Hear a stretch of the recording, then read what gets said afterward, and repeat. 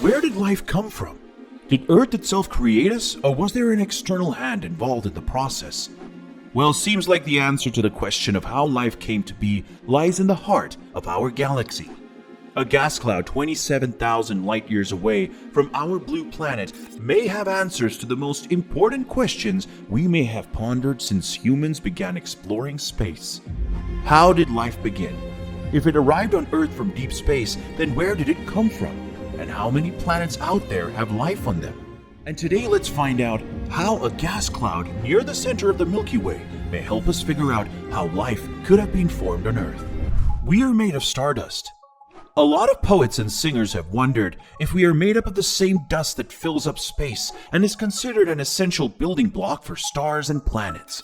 It's been a while since scientists have actually developed a theory that life could have sparked on Earth because complex molecules, which are the building blocks of life, arrived on Earth with comets and meteors. In a new study, researchers have detected a mystical gas cloud full of nitriles far, far away from our Earth. Interestingly, nitriles is typically a toxic kind of organic molecule, but it is also a complex compound that plays a pivotal role in creating the building blocks of RNA, or ribonucleic acid. RNA can be defined simply as the cousin of DNA. It is present in all living cells, just like DNA, and it even has a similar structure to DNA as well. The only difference is that RNA is most often single-stranded. Scientists have theorized that the process of life actually started with RNA, as their single-stranded structure is easier to assemble, unlike the dual-stranded structure of DNA. Thus, RNA molecules were more probable to emerge first out of the hot soup of molecules that were stewing on the Earth's surface some 3.8 billion years ago. And this is why this newfound space cloud is a revolutionary discovery. It is rich in the important ingredient that is required to make the life soup. Scientists have observed that RNA can fulfill a lot of life's most basic functions without the help of DNA. It can catalyze reactions like enzymes and also store and copy information like DNA. So there is a possibility that early life on Earth could have been essentially RNA-based. Still, the nitriles and other building blocks for life may not necessarily arise on Earth itself.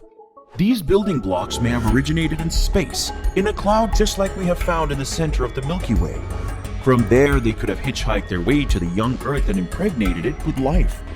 This may have happened during the late heavy bombardment period between 4.1 and 3.8 billion years ago.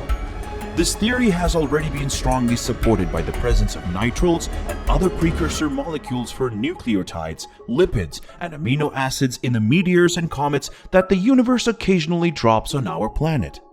Yibis 40-meter and Iram.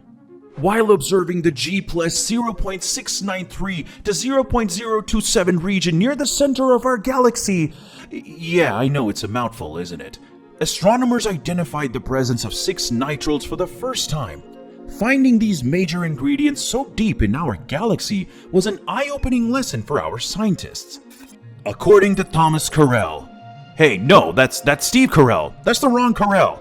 Alright, according to Thomas Carell, it taught us that the fundamentals for life are more broadly distributed in the galaxy than we could have ever imagined. Being a professor of organic chemistry at the Ludwig Maximilian University of Munich, Carell may have not been directly involved in the research, but understands the gravity of this discovery and what it could mean. That is, how much life is there in our galaxy. But how come the astronomers were able to spot such tiny molecules so far in the midst of our galactic center? The answer lies in Spain, a few hundred miles from Munich. 2 radio telescopes named the Yibis 40-meter and Iram 30-meter telescopes.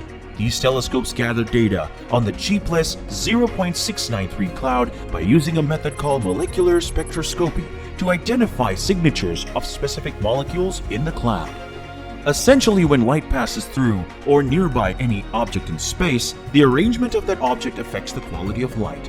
It happens in such a way that little photons of light now carry a string of information on everything it touches on its way, like a USB drive that carries your personal collection of videos from every website you visit in incognito mode. What? Did you think it was a big secret? Scientists can then use these features to decrypt that information like fingerprints at a crime scene. We just need to tune the radio telescopes to the right range of frequencies to detect these fingerprints.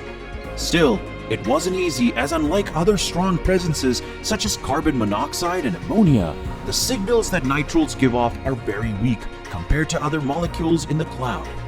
As essential as the bond is to life, it is not so prevalent in the gas clouds that surround the Milky Way center, which makes finding them more challenging. So the team of researchers needed very sensitive and deep observations, and after gathering hundreds of hours of data, the team discovered 4 nitriles. Cyanic acid, cyanolene, propyl cyanide, and cyanopropyne are expected to be present in the cloud with a high degree of certainty. The other 2, cyanoformaldehyde and glycolonitrile, are more on the speculative side for now. Nitriles are a diverse group of molecules. They are not only the reason why RNA exists, but they also are the main ingredient for the manufacturing of PPE products that we so desperately relied on during the COVID emergency and our healthcare providers use every single day. However, they all do contain a carbon atom bonded with a nitrogen atom.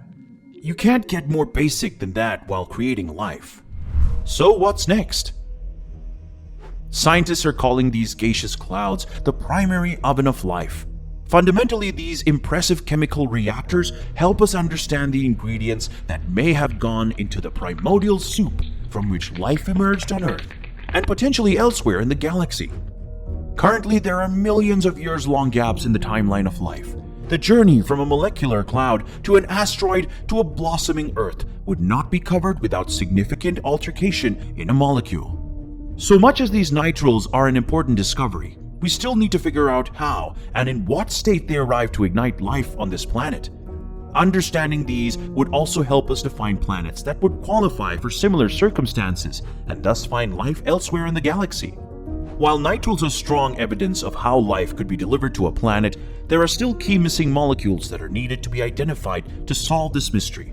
But with one milestone down, scientists can focus on the rest of the missing links, and each new discovery will help us understand how the limited chemistry available on the Earth could have created the complex life that amazes us around our surrounding and even inside us. Tell us in the comments, what do you think life would look like in a different part of the Milky Way? And as always, thanks for watching, and please share and like the video if you enjoyed learning about how life could have been formed on Earth.